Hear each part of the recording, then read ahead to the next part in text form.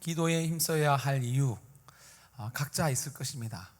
기도에 힘써야 하는 이유, 각자가 그 답을 가지고 있을 것인데, 오늘 말씀을 통하여서 우리가 기도에 힘써야 할 이유를 발견했으면 좋겠습니다. 예수님께서 부활하시고 난 다음에 계속 제자들을 불러 모았습니다. 그 가운데서도 제자들이 계속 믿음이 없어 갈팡질팡했지만 계속해서 찾아오셔서 그들을 세우셔서 사도에 이르기까지 하나님께서, 예수 그리스도께서 도와주셨습니다. 그 마지막에 예수님께서 하늘로 승천하시기 전에 제자들에게 약속하신 것이 무엇이었습니까? 성령에 대해서, 성령을 받기를 너희들이 기도해라. 그럼 기도해야 될 이유가 무엇입니까? 성령을 받기 위해서. 성령을 받아야만 그들이 예수 그리스도의 참된 증인으로 살아갈 수 있기 때문에 제자들은 예수님을 사랑했습니다. 그리고 예수님을 따라가기를 원했습니다. 그러나 그 현실적인 어려움 때문에 예수님을 부인하고 도망갔습니다. 심지어 이 부활하신 예수님에 대한 이야기를 들었음에도 불구하고 도망갔습니다.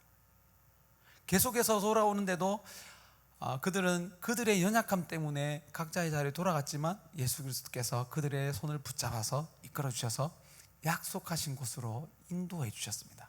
그리고 약속한 성령 받기를 기도해라 했습니다. 그 말씀이 오늘 말씀입니다. 예수님께서 부활 승천하실 때에 너희들이 성령이 곧 오실 것인데 그것을 위하여 기도하라. 그래서 승천하신 것을 보고 제자들이 감람원이라 하는 산으로부터, 예수님께서 감람산에서 승천하셨거든요. 그들의 눈을 보는 데서 승천하셨습니다. 그 자리에서 성령을 약속하셨기 때문에 그 이야기를 듣고 이제서야 좀 정신을 차리고 감람원 산 안에서 내려와서 예루살렘에 가서 기도하기를 시작합니다. 왜냐하면 예수님께서 그 예루살렘에 가서 기도하라고 했거든요. 말씀을 따라갔고 말씀을 따라서 기도한 거예요. 그렇지만 예루살렘에서 기도하는 것은 쉬운 일이 아니었습니다. 다른 말로 하면 목숨을 거는 일이었습니다. 왜냐하면 예수님께서 예루살렘에서 잡혀서 십자가에 못 박혔기 때문에 그 예수님을 따라가는 자라면, 예수님을 증거하는 자라면 그들도 예수님과 같이 죽을 수 있기 때문에 그들이 예수님의 명령을 따라 예루살렘으로 나아갔지만 그것은 목숨을 거는 일이었습니다. 그렇지만 그들이 믿음을 가지고 기도하기를 시작합니다. 기도하기를 시작하는데 그 모인 구성원이 예수님께서 세우신 12제자 중에 한 명이 없어지고 11명밖에 없는 자리였습니다. 분명 예수님은 12사도를 세우셨는데, 새로운 이스라엘을 세우기 위하여 12사도를 세웠는데 그 중에서 한 명이 빠졌어요. 한 명이 빠졌어요. 분명 하나님께서 약속하신 것은 12제자, 12사도였는데 하나가 빠졌습니다. 빠졌지만 그 자리를 메꾸듯이 여자들과 예수의 어머니 마리아와 아우들과 또한 더불어 마음을 같이 하여서 힘써 기도하였습니다. 기도하는 중에 아직 성령님이 오시기 전이었지만 그들이 해야 될 일을 깨닫게 됩니다. 예수님께서 12사도를 세우시고 그들을 길렀지만 가룟 유다가 그만 실패했잖아요. 그럼 예수님께서 실패하신 것입니까? 아니에요. 그 자리를 메꿀 수 있게끔 이미 예언되어졌고 약속되어졌어요. 그래서 그들이 12사도가 다 오지 못하고 그 중에 가룟 유다가 빠지고 11명의 사도밖에 없었지만 그들이 하나님의 약속을 가지고 믿기를, 또한 성령을 주실 것이라는 것을 믿고 기도하기 시작하니까 그들이 당장 해야 될 일을 깨닫게 됩니다. 깨닫게 될 때에, 약속하신 것을 기다리고 기도할 때에 그들이 깨달은 말씀인데, 여러분들이 자세히 읽지 못하지만 사도행전 20장에 보면 시편 69편 25절, 시편 109편 8절 말씀 이야기를 하면서 이렇게 된 것은, 가룟 유다가 빠진 것은 이미 예언되어졌고 또한 그 자리를 메꾸는 것도 이미 예언되어졌구나, 그것을 깨닫게 됩니다. 시편 69편 25절 말씀 우리 함께 읽어보도록 하겠습니다. 함께 읽겠습니다. 그들의 거처가 황폐하게 하시며 그들의 장막에 사는 자가 없게 하소서. 이 말씀을 두고요, 여러분들이 시편 69편 25절 말씀을 읽어보면 이 말씀이 그 말씀인가 헷갈립니다. 어떻게 이 말씀을 보면서 가룟 유다가 분명 하나님 앞에서 선택을 받고 복 안으로 들어왔지만 하나님의 말씀을 온전히 믿지 못하고 그들의 거처가 황폐하게 될 것이구나, 그렇게 깨달은 거예요. 이 가룟 유다가 실패하여 넘어진 것이 그냥 된 것이 아니라 예수님께서 실패해서가 아니라 이미 예언되어졌구나. 그리고 그 자리를 다시 메꿀 것이라는 대한 하나님의 말씀도 주시고 그 말씀을 정확하게 깨닫고 그 말씀을 두고 그들이 해야 될 일을 깨닫게 됩니다. 그 말씀이 시편 109편 8절 말씀인데요, 함께 읽도록 하겠습니다. 시편 109편 8절 말씀입니다. 함께 읽겠습니다. 시작. 그들의 연수를 짧게 하시며 그의 직분을 타인이 빼앗게 하시며. 여러분들 또 집에 가서 이 구절을 찾아보면요, 정말 이 말씀이 그 말씀인가 싶을 정도로 그냥 읽으면 잘 몰라요. 그런데 그들이 힘써 기도함으로 이 말씀을 통해서 우리 안에 예수님께서 사역하신 것을 함께 보면서 사도가 될 만한 사람이 있구나, 그리고 제자를 뽑아서 그 중에 제비를 뽑아서 사도를 세워야 되겠구나, 그래서 알게 된 거예요.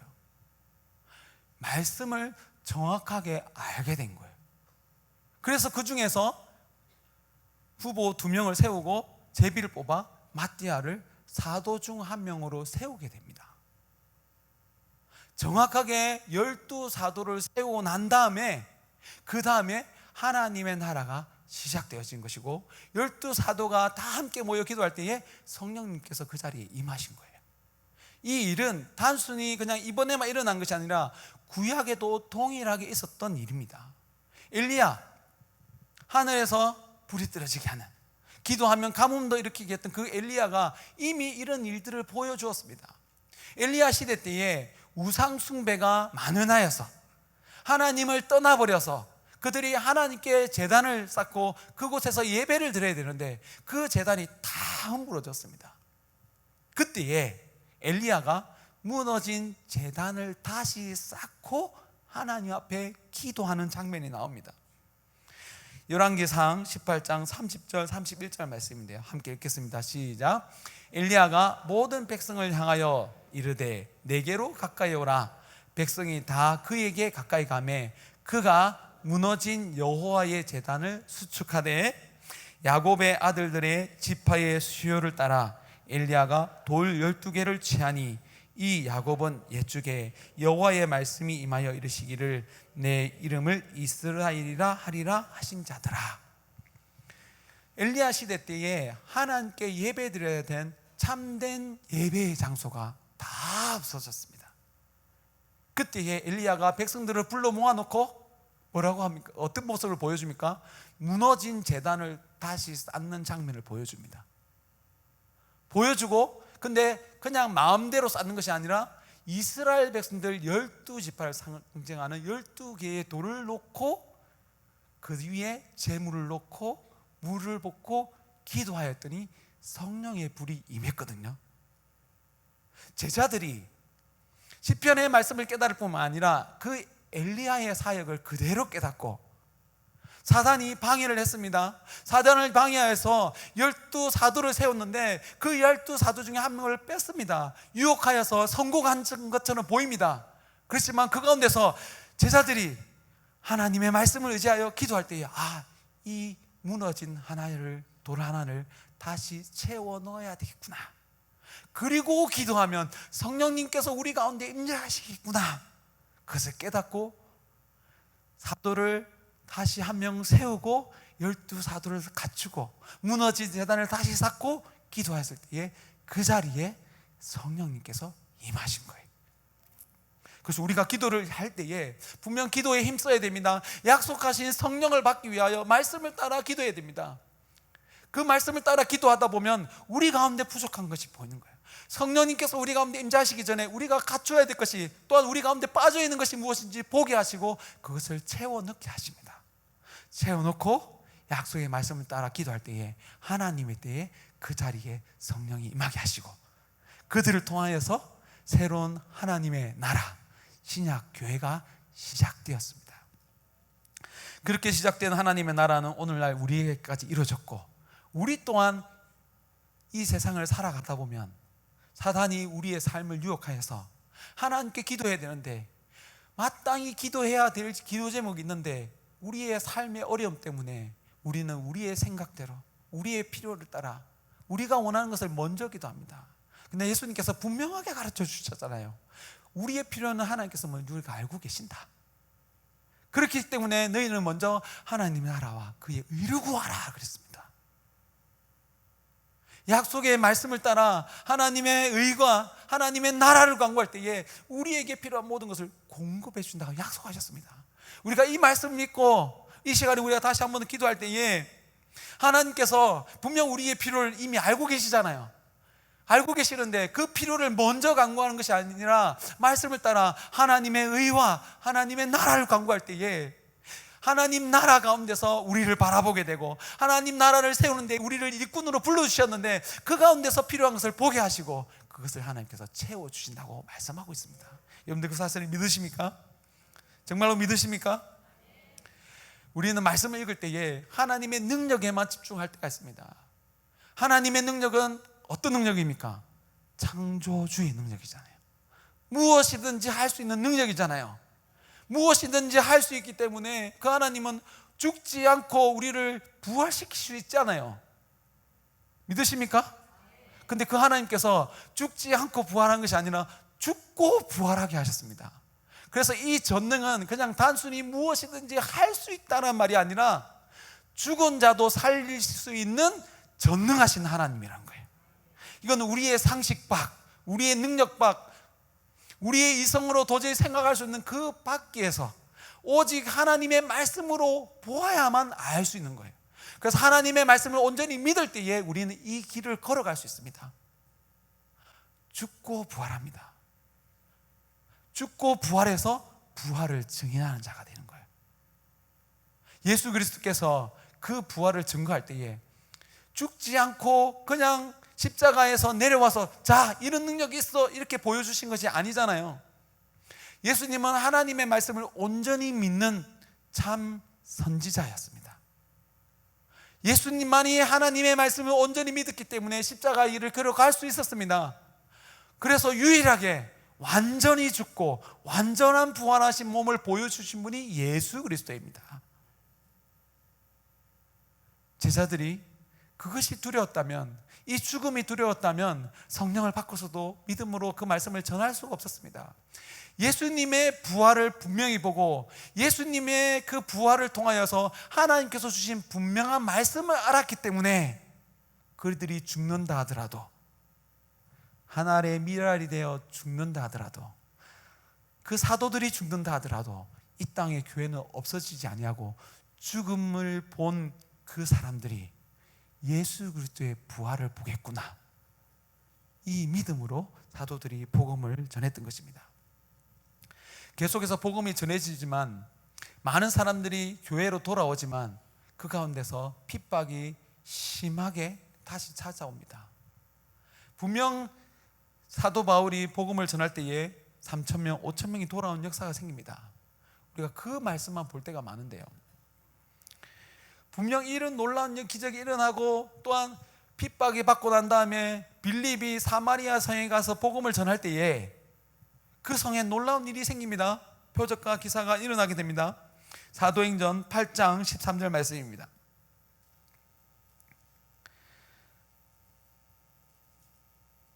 사도행전 8장 13절 말씀 함께 읽도록 하겠습니다. 시몬도 믿고 세례를 받은 후에 전심으로 빌립을 따라다니며 그 나타나는 표적과 큰 능력을 보고 놀라니라. 사도가 아닙니다.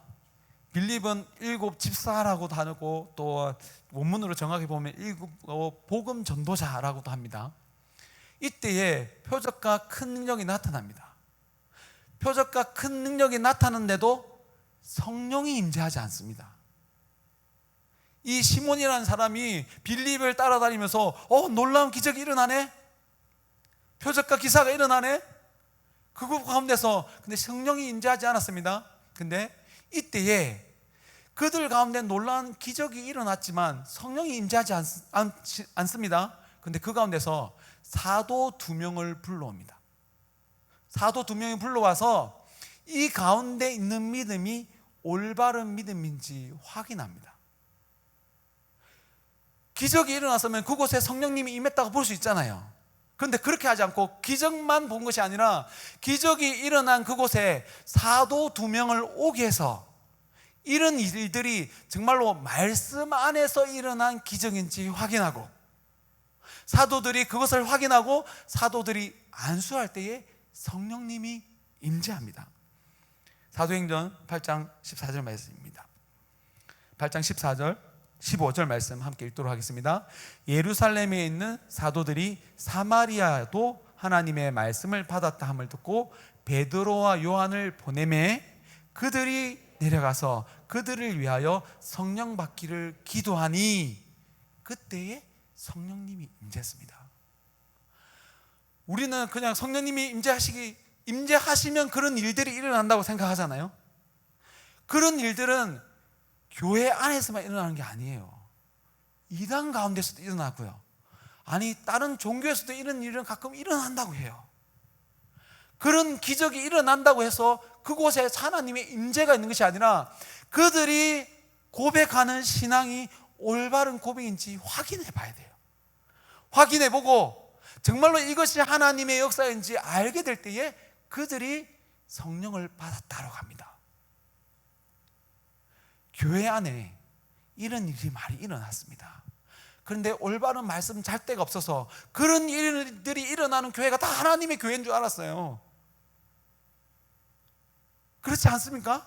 그래서 그런 부흥의 기사, 기적의 기사, 또 병고침을 받는 것, 그 놀라움이 일어나는 그곳에 하나님의 나라구나, 그곳에 하나님의 나라 있구나 했는데 그 많은 교회 중에 가짜가 너무 많아요. 너무 많았습니다. 제가 이런 것에 대해서 관심을 가지고 계속 영상을 보면 볼수록 정말 이단들이 자기가 맞다는 이야기가 너무 많이 나와요. 이번 주에는 어떤 영상을 봤냐면요, 박태선 신앙촌 우리 교회에 이단들이 계속해서 편지를 보냅니다. 순으로 편지를 보냅니다. 또 어떤 이단이 편지를 보냈나 확인해 보니까 예수 재림, 새로 오신 예수님 재림 예수 전하는 거더라고요. 근데 그 영상을 따라가서 봤더니 박태선은 잘하다가 엇길로 나갔고 재림 예수를 올바로 증거하지 못해서 멸망했습니다. 재림 예수를 믿어야 됩니다. 그런데 그 가운데서 기적이 일어나지 않았을까요? 박태선을 통해서 고침받은 사람도 있었습니다. 그러나 그곳에 참된 신앙 고백이 없는 줄 알고 병고침을 받았지만 그곳에 계속 머물지 않고 참된 하나님의 말씀을 따라가는 자들이 교회 안에 들어와 참된 신앙 고백을 배우는 것을 봤습니다.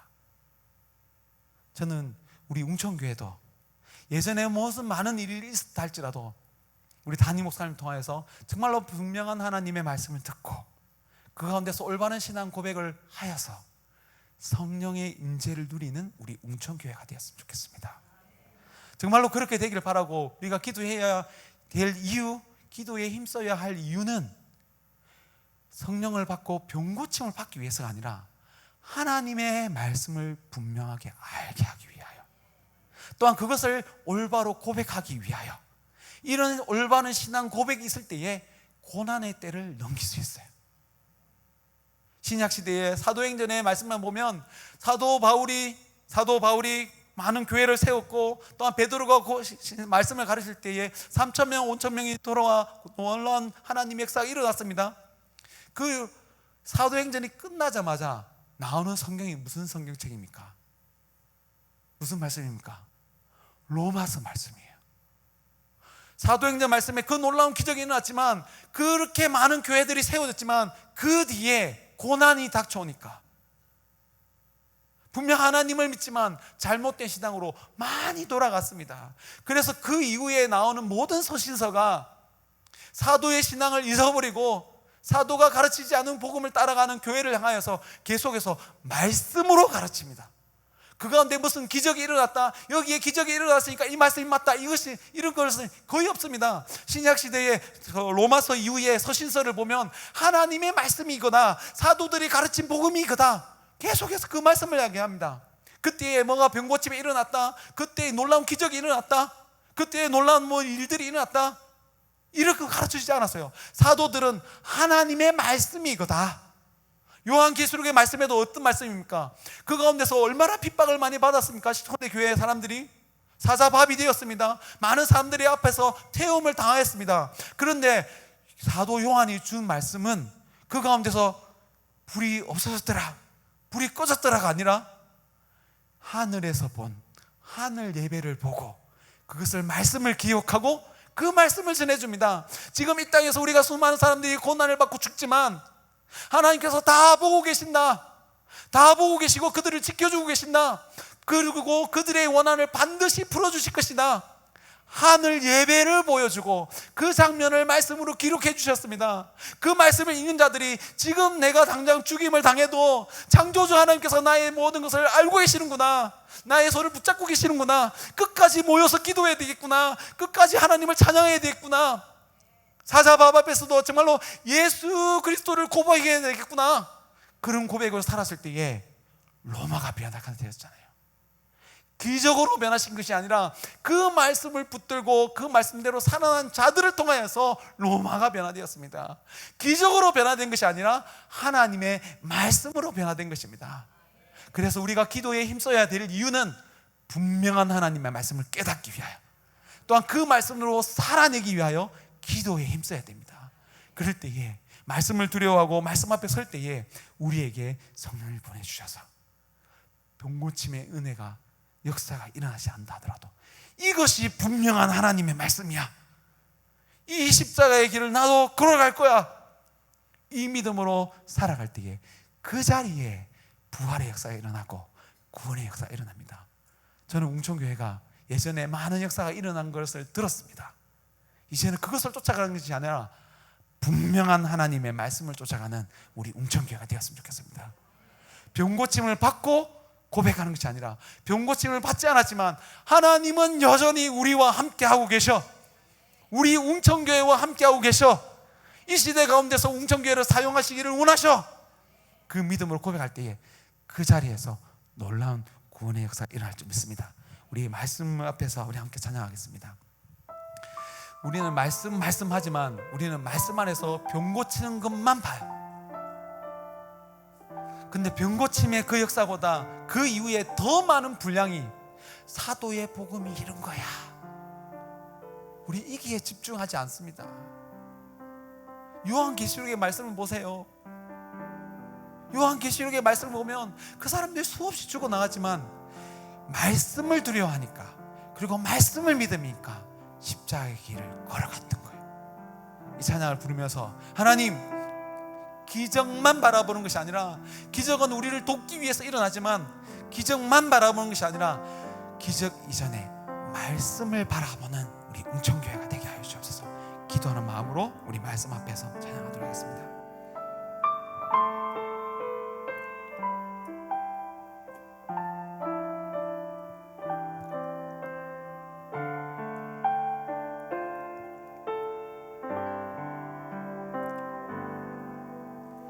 말씀 앞에서 경외함으로 주께 홀로 섭니다. 생명의 말씀 읽고 순종해 주를 기록된 말씀